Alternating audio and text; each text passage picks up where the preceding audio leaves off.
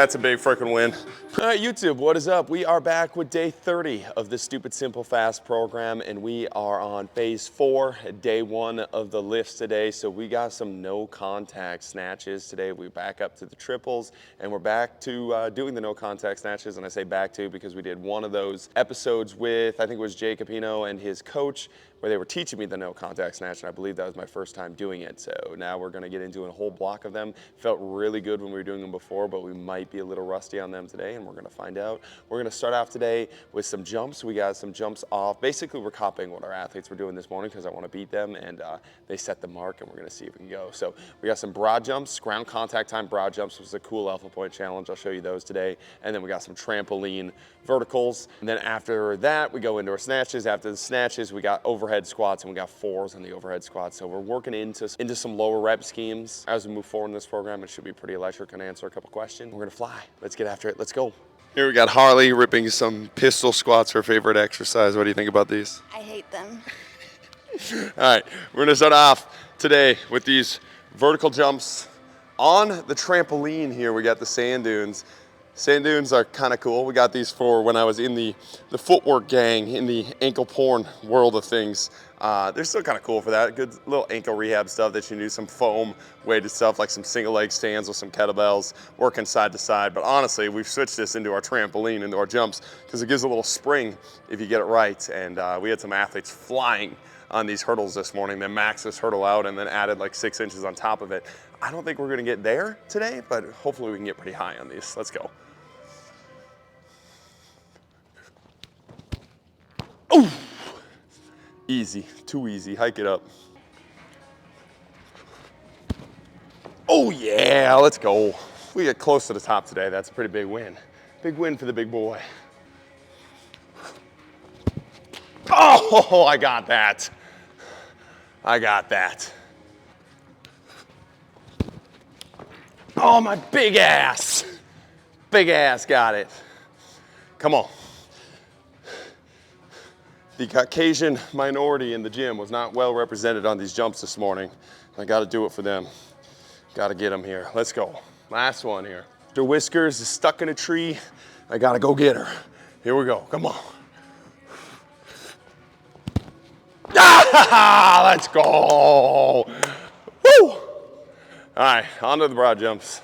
We got these broad jump ground contact times. These are super fun. I just wouldn't like playing with the ground contact time on this OVR because it's a new metric for the boys. And let me tell you what, when you give them a new toy, they geek the fuck out on it. We had dudes trying this exercise variation for like 20 minutes this morning straight, just trying to set a new record. So our goal, we got to start here. You have to have a decent broad jump into it, so it's not just a tiny little bunny hop into it. So you have a little bit of a broad jump. You have to get into the sensors over that cone, and then you got to finish over this cone, so that's also not a baby hop out of it.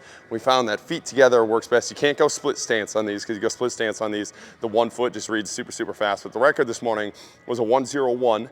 I don't think I'm going to touch that, but if we're in the 1.5s or below, that'd be sweet. Let's get it.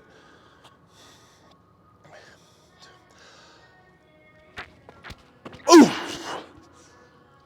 Ooh, slow, 1.85. Not a good start, not a good start. Get off the ground, you fatty. Let's go. Oh, that was a good one. Come on, give it to me. 1.68. Let's go. Give me a 1.5 here. Let's go. 1.5. Ooh. 1.68 again. I might have missed the sensor there, to be honest. I don't think I matched it exactly. Ooh. Ooh, 1.61. We're cooking. 2 more here. Break that PR. Let's go. Fast, fast, fast. Ooh. 1.68. Okay, that's kind of our mark. We hit it 3 times. Holly, come get one here. Show them what fast is. You gotta get over that green cone though. Come on. Missed it. Oh, 1.38. God dang it. She's been cooking on me on these all morning. Come on. Oh, come on. Come on. This gotta be quick. Fuck, 1.84. Oh, I'm so slow. Oh. 1.65. Last one here. Last one. Get going, get going. Fast, fast, fast. Fast as fuck, boy. Come on, fast as fuck. Ooh, that's gotta be it.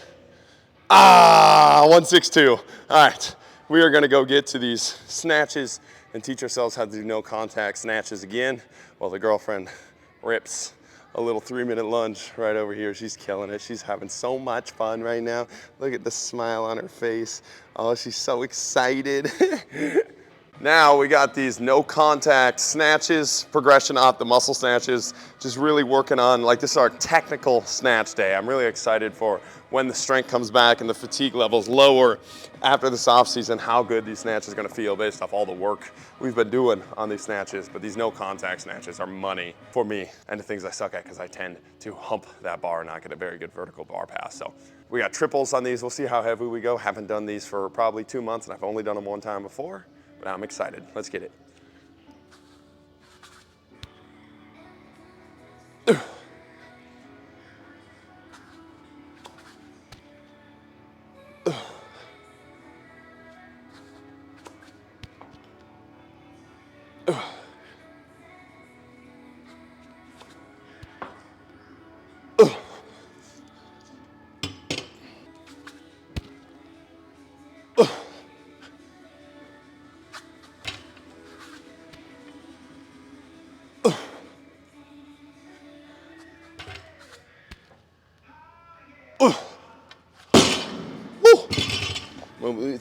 Move these boxes out a little bit, a little too narrow. That felt good. 25's next.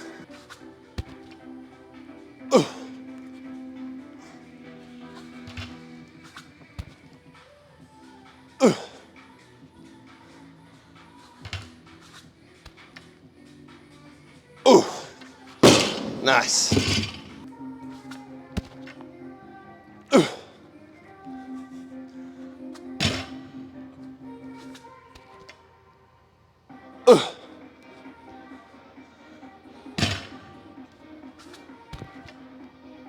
Oh, yeah. Those are kind of freaking hard. They feel nice, but they're hard. We got 135 on the bar. If we get to 165, 185, that'd be pretty sweet on these no contact ones, and then hopefully build it up for these triples. Triples freaking wreck me, dude. I just watched a dude on Instagram hit 330-pound snatch for 1 set of 10. Like, anytime you think you have a slight skill set in something, you will go on Instagram and you will see people that are just different, man. 330 for 10 is disgusting. If I did 135 for 10, I'd be throwing up everywhere. That's wild to me. Let's get this triple here.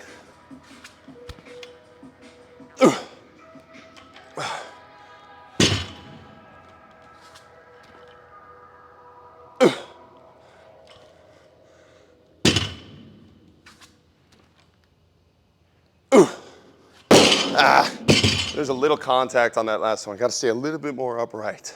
165 on the bar. Hopefully this is not our last set, and we can go up to 185 on these. A little bit better with the no contact on these no contact snatches, since it's the whole goal of them. Let's get it. Oh yeah.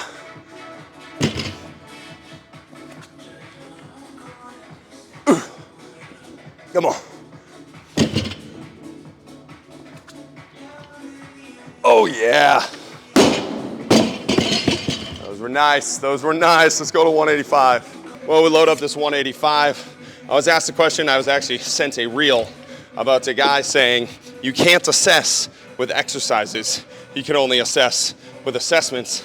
And I was asked, do I think that's true? And I think that is, obviously the dude that is saying this is obviously selling an assessment program. Like, so that should be your first red flag. If somebody says you can't do something and you have to do it my way, and then they sell the thing that they do their way, probably a red flag. Probably shouldn't listen to that person. They're probably trying to make a sale off of you. But like, if you just think about that, what is an assessment, right?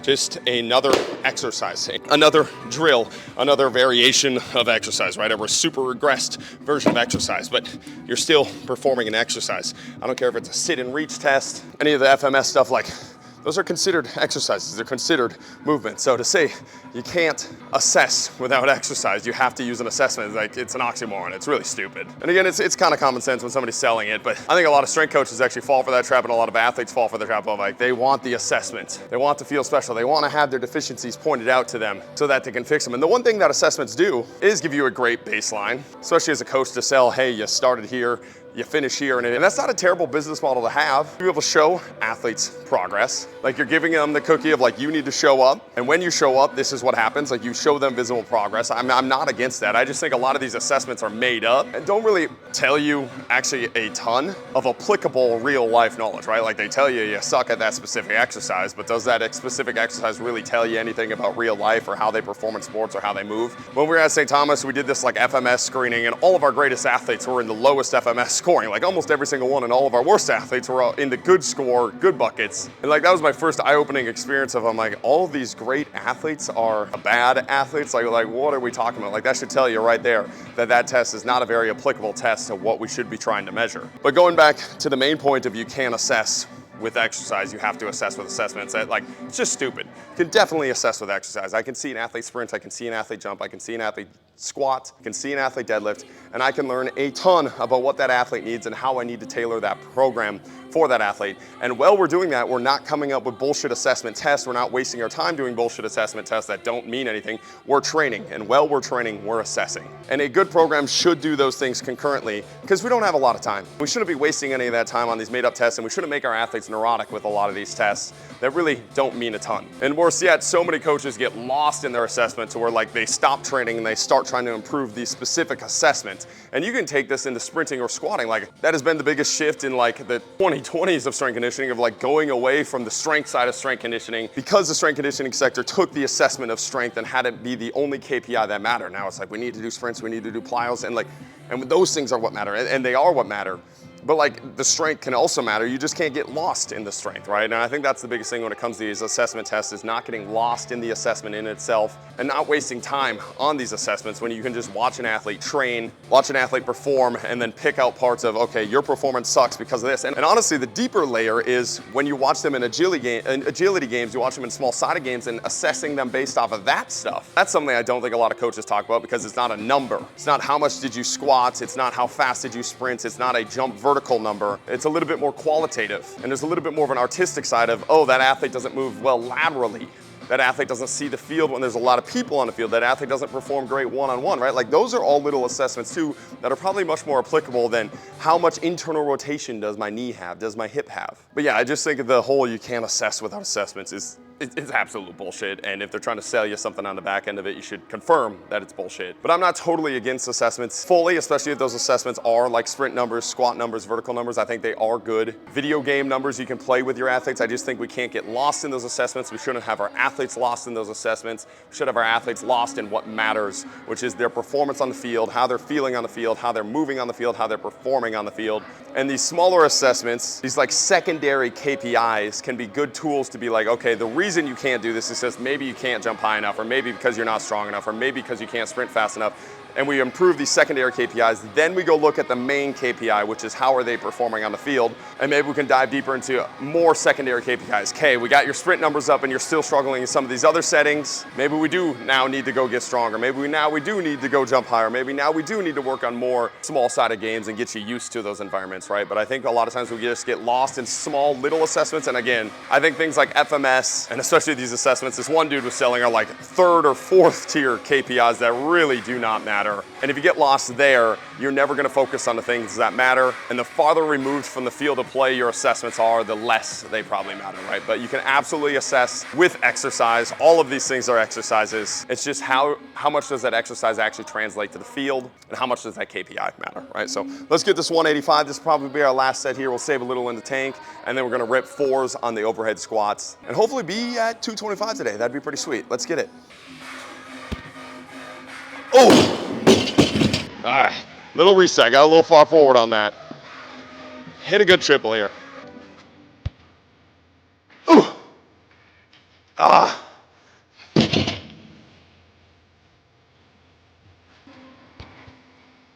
Ah.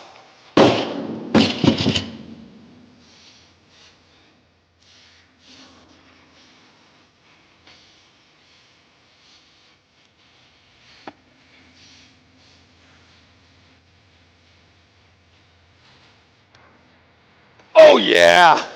Woo! Oh, that's freaking hard. Let's get to these overhead squats. My goodness. Now we got 4s on the overhead squat. I would like to be at 225, but we're gonna see how the legs are feeling and mostly how that shoulder is stabilizing that bar. Let's get after it.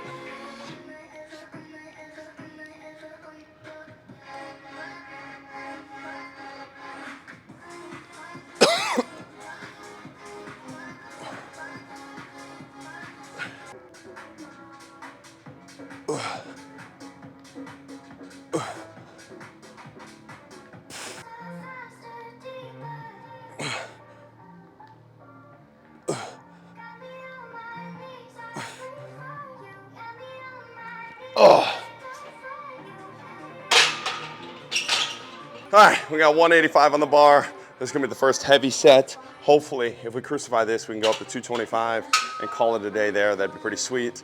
Just gotta make sure the shoulders hold up to this and we're able to stick these squats. I really do think overhead squats is like the best mobility drill you can do for snatches. I've done a ton of mobility drills that has helped with that overhead position, but there's been nothing that has pried my shoulders open like some heavy overhead squats and some high rep overhead squats. And if you're struggling at that overhead position, I think you should go overhead more, especially in that deep squatted position, and build up these overhead squats. Again, starting in the Stupid Simple Fast program, we started with 10s, we went to 8s, we went to 6s, now we're at 4s. And my ability to hold a snatch overhead has increased drastically, especially in these overhead squats by themselves. And it just feels like it's prying it open with force. Just like a super heavy weighted mobility drill that gets the legs going a little bit. So if you're looking for a good overhead snatch mobility drill, I think overhead squats are your moneymaker. Keep it simple, stupid. Let's get these.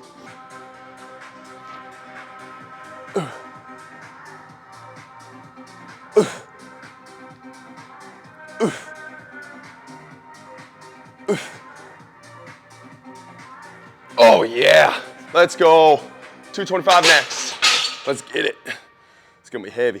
Then we got this 225, we're gonna have to dial the fuck in to get this. It's gonna be pretty heavy. I'm gonna answer the last question of this YouTube video, which was, should beginner athletes, in quotations, football, do high stim exercises 3 to 4 times a week in an accumulation phase? If yes, how? And this, I think, is the definition of an athlete that knows too much for their current abilities. If you are a beginner athlete, you don't need to focus about accumulation phases, you don't need to focus about high intensity exercises, you don't need to focus about frequency, you don't need to focus about volume, you need to focus on getting in the gym and training for like 2 to 5 years straight. That's what you need to focus on. Should you do high intensity exercises? Yes. Should you have an accumulation phase? Yes. Should you have those things be your focus as a beginner athlete that has probably never lifted before in their life and has probably never followed a program for 12 weeks straight? Absolutely not. You should let somebody else think about that for you. You should buy a program. It doesn't have to be my program. It can be a program online. Westside for Skinny Bastards 3. It's free online. That was the very first program I followed. That was like my own program. That wasn't another coach's program. And it's a beautiful template. Follow that for 12 weeks straight. I don't care what it is, but stop focusing on big words. Stop focusing on these things that really don't mean anything to you because you don't really know what they mean if you haven't been training. You train for 2 to 5 years straight and you get to a point in which you stop making progress and you're stalling out and you're no longer a beginner athlete, then we can dive deeper into this stuff. Then we can get a more principle-based program, maybe a more specific program, maybe a more individualized program. Maybe we can focus on periodization a little bit more. But right now, you just need to get in the gym and you just need to start training. And the more you focus on those other things, the more you're gonna start second-guessing training, second-guessing everything you're doing. Am I doing this right? Is this the right program? Is this the right volume? Am I doing enough high-intensity exercise? You're gonna be thinking way too much for a beginner athlete. You just need to train. That's the advice right there. Go put some weight on the bar. Go find a free program. Go find a coach that can program for you. Let them program for you, put your trust in them, learn through the process of doing, and stop outsmarting the training process, because there's no way around training. You gotta show up and you gotta train hard, and you gotta do that for 2 to 5 years to get out of that beginner phase before these things really start to matter, right? So that's my answer. I know it's basic, and I know it surrounds a lot of the answers that I answer, but it's like the truth. It's what people need to hear, and truthfully, it's what people need to do more of. Stop outsmarting the training process, just go train. All right, let's get this 225, let's go.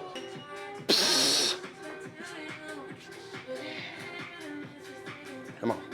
3, 2, 1. Ooh. Ooh. Ooh. Ooh. Oh! Woo! That's a big freaking win. Appreciate you guys watching. We'll be back tomorrow with another speed day. Keep chopping the wood, baby. Let's go.